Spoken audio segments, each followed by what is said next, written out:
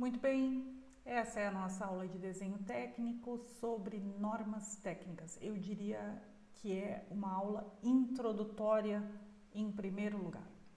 Bem, normalização. Qual seria a necessidade?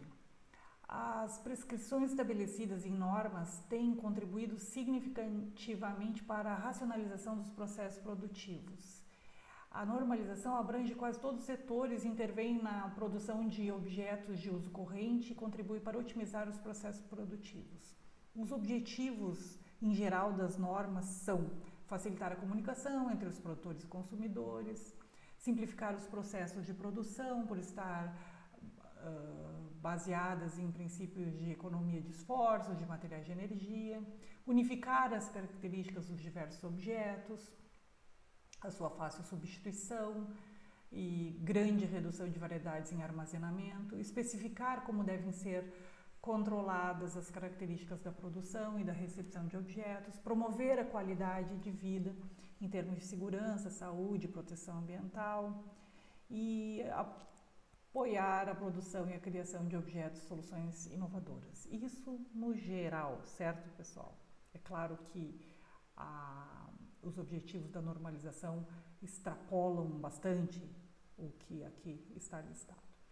É importante entender que norma e certificação são coisas diferentes. Enquanto norma é um documento escrito, aprovado por organismos qualificados, nacionais, regionais e internacionais, que contém prescrições técnicas elaboradas com base em conhecimentos científicos e tecnológicos, certificação é uma atividade complementar da normalização, que consiste em estabelecer certificados de conformidade, atestando que um determinado objeto técnico, um dado serviço, etc., está em conformidade com determinadas normas ou especificações técnicas. Bem, nós temos organismos de normalização, organismos internacionais e organismos nacionais. No âmbito internacional, uma importante instituição de regulação é a ISO. De acordo com o próprio sítio eletrônico da instituição, ela é uma organização internacional não governamental independente associada a 165 organismos de normalização nacionais. Vejam a abrangência, né, disso. Por meio de seus membros, ela reúne especialistas para compartilhar conhecimento e desenvolver normas internacionais voluntárias, baseadas em consenso e relevantes para o mercado, que apoiam a inovação e fornecem soluções para os desafios globais. O secretariado fica em Genebra e, no âmbito nacional, a elaboração de normas está aos cuidados da ABNT, da Associação Brasileira de Normas Técnicas. A ABNT, por sua vez, é uma entidade privada sem fins lucrativos, membro fundador da Organização Internacional de Normalização, da ISO, conforme nós estávamos falando antes, e da Comissão Pan-Americana de Normas Técnicas e da Associação do Mercosul de Normalização. Bem, desde a sua fundação é também membro da Comissão Eletrotécnica Internacional.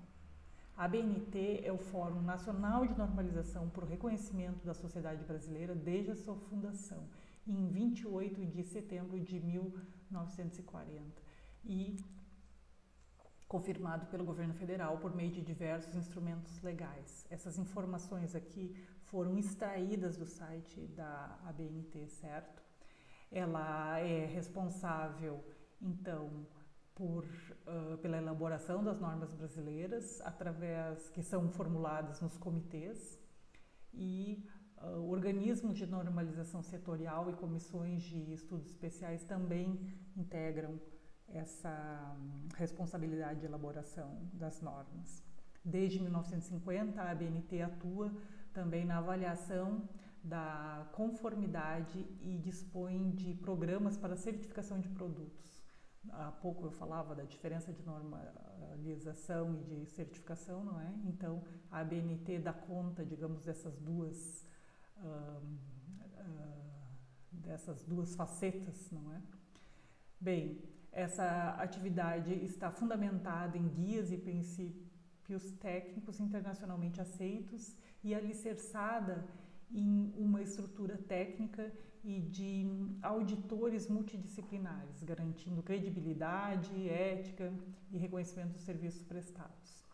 Certo? Então, eu peço que vocês deem uma olhada novamente nesse material, deem uma olhada nos sítios eletrônicos aqui mencionados e entendam o aspecto formal que ampara essas instituições.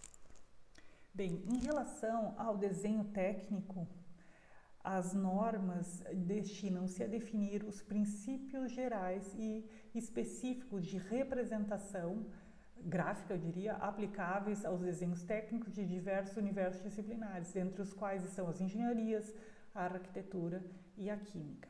Aqui nós temos o elenco das principais, não são todas, mas são as principais normas de desenho técnico, e no decorrer da disciplina nós teremos acesso ao conteúdo dessas normas. O primeiro exercício sobre normas técnicas que eu passei para vocês diz respeito a um exercício de escala, algumas informações sobre as dimensões dos papéis, sobre dobradura, sobre localização de legenda, sobre o conteúdo básico das folhas de desenho técnico. Então, saibam que esses assuntos todos não são caprichos dos professores, mas sim uma série de regulamentos estipulados por norma, certo? Essas aqui são as principais normas que eu elenquei anteriormente. A NBR, 16752 é a norma mais nova, mas nós temos aqui algumas normas ainda da década de 80, como a de cotagem, que fixa aqui os princípios gerais para a cotagem a serem aplicados em todos os desenhos técnicos. Isso diz respeito à forma de imprimirmos o dimensionamento dos objetos em desenho, certo? E nós temos uma série de aspectos aqui normatizados que vão, como eu disse para vocês, desde tamanho de folhas, forma de dobrar, informações básicas, o tipo de caractere, como deve ser, as larguras de linhas, que mais nós temos aqui? Furos, a representação de furos, essa aqui nós daremos uma olhada nessa norma também. E princípios gerais para a indicação de tolerâncias, é uma norma mais utilizada pela mecânica, mas eu acho importante que vocês tenham noção de quais são as principais normas que nós trabalharemos durante o ano, certo? Como eu disse para vocês, veremos o conteúdo delas no decorrer do desenvolvimento dos conteúdos, mas desde já sintam-se provocados, instigados a abrir as normas sempre que vocês tiverem uma dúvida, porque boa parte das dúvidas que vocês têm, a resposta está normatizada e ao alcance de um clique.